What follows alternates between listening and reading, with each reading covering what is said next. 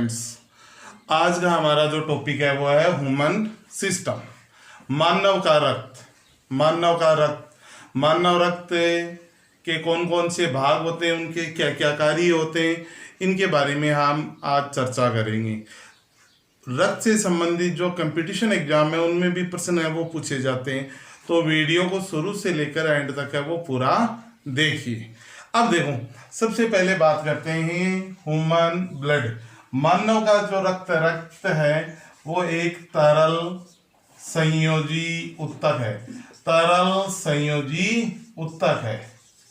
पहली बात, रक्त है वो तरल संयोजी उत्तक है। दूसरी बात, रक्त का निर्माण है वो होता है लाल अस्थि मज्जा में। रक्त का निर्माण है वो कहाँ होता है? लाल अस्थि मज्जा में होता है।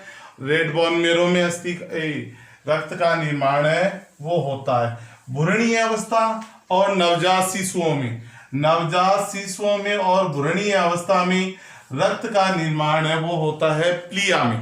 कहाँ होता है? प्लिया में रक्त का निर्माण होता है। एक सामान्य व्यक्ति में जो ब्लड है वो 5 लीटर है वो पाया जाता है।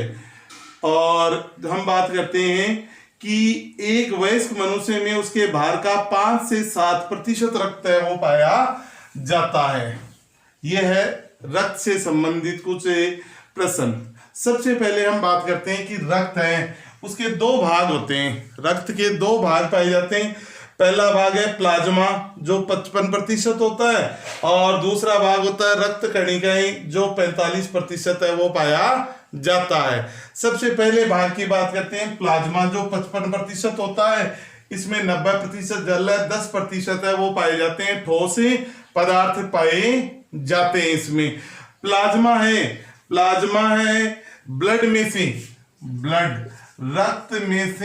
रक्त कणिकाओं को निकाल दिया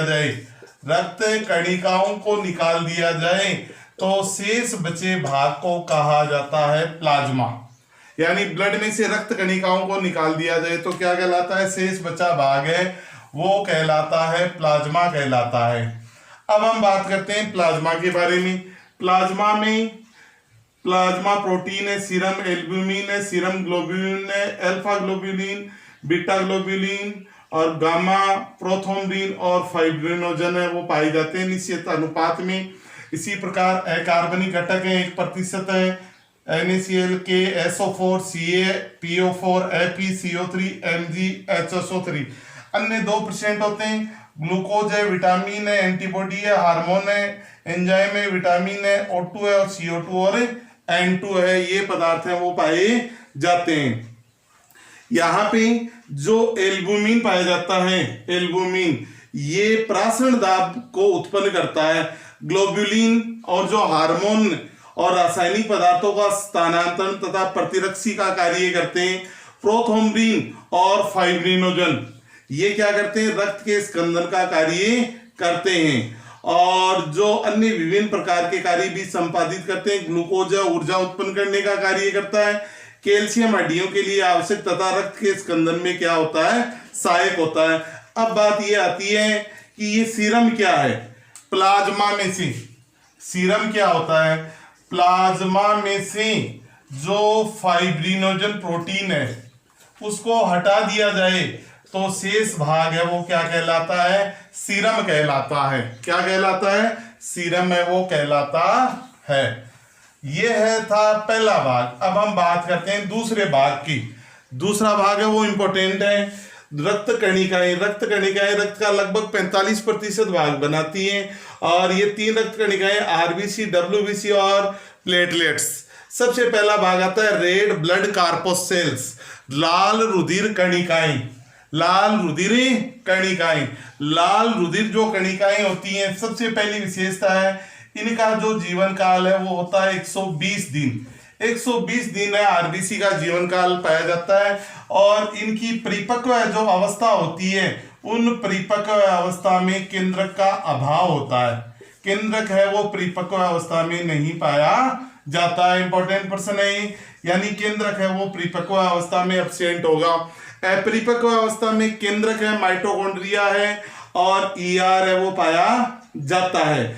ये इनकी जो आरबीसी की मुख्य विशेषता होती है, इनमें श्वसन वर्णक हीमोग्लोबिन पाया जाता है और जो श्वसन वर्णक की तरह कार्य करता है, ऑक्सीजन के साथ में जुड़कर ये ऑक्सी हीमोग्लोबिन का निर्माण करता है। कौन करता है? हीमोग्लोबिन ऑक्सीजन के साथ में जुड़कर ऑक्सी हीमोग्लोबिन का निर्माण करने का कार्य करता है। और एक जो सामान्य महिला है उसमें इसकी संख्या 40 ही है।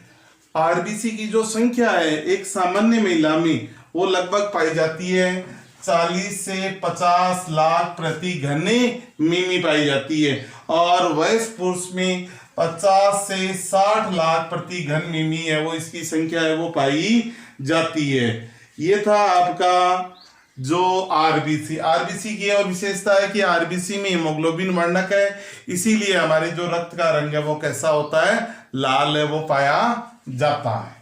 अब हम दूसरे पॉइंट की बात करते हैं। दूसरा जो पॉइंट आता है वो आता है डब्ल्यूबीसी।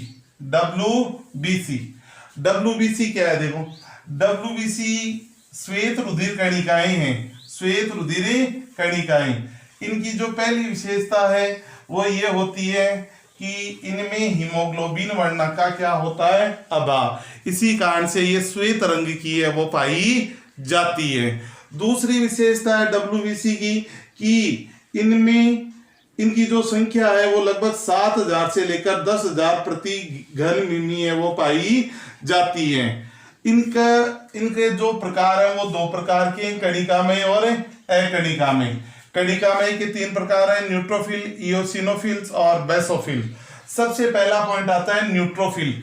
न्यूट्रोफिल जो होती हैं ये लगभग 60 से 70% होती हैं और अम्लीय व क्षारीय रंगों द्वारा रंगी जा सकती हैं। ये भक्षाणविक होती हैं। कैसी होती हैं? भक्षाणविक। दूसरी होती है इओसिनोफिल्स। इओसिनोफिल केवल इओसिन से रंगी जा सकती है, आकार में बड़ी होती है, केंद्रक है वो दीपालित होता है और इनका जीवन काल है वो 8 से 12 दिन होता है और स्टेमिन का स्राव करती है। एलर्जी के समय ये है वो सुरक्षा करने का कार्य करती है। इनका विशेष कार्य एलर्जी के समय सुरक्षा करना। तीसरा पॉइंट है बेसोफिल। ये कुल रक्त कणिकाओं की 0.5% से 4% है वो पाई जाती हैं और ये कोशिकाएं स्टेमिन हिफेरिन का स्राव करेंगी और इन्हें फेगोसाइट्स आंशिक रूप से होती है। हिफेरिन प्रति रक्त स्कंदन का कार्य है वो करता है, यानी रक्त को जमने नहीं देता है। अब इसका लास्ट जो प्रकार आता है दूसरा, अकणिकामय। अकणिकामय के 2 प्रकार हैं। पहला है लिम्फोसाइट और दूसरा होता है मोनोसाइट्स।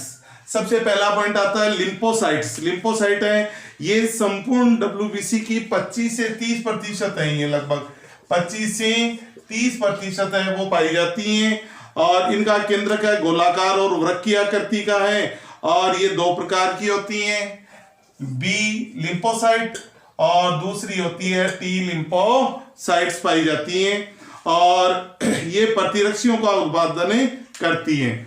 लास्ट पॉइंट आता है मोनोसाइट्स। मोनोसाइट्स जो होती हैं ये डब्ल्यूबीसी की लगभग 4 से 5% है वो पाई जाती हैं और इनमें के कोशिका द्रव्य में लिम्फोसाइट की तुलना में अधिक होती हैं। ये कोशिकाएं न्यूट्रोफिल की तरह ही शरीर में प्रवेश करने वाले सूक्ष्म जीवों को फेगोसाइटोसिस की विधि के द्वारा क्या करती है? रोगाणुओं को नष्ट करने का कार्य करती है।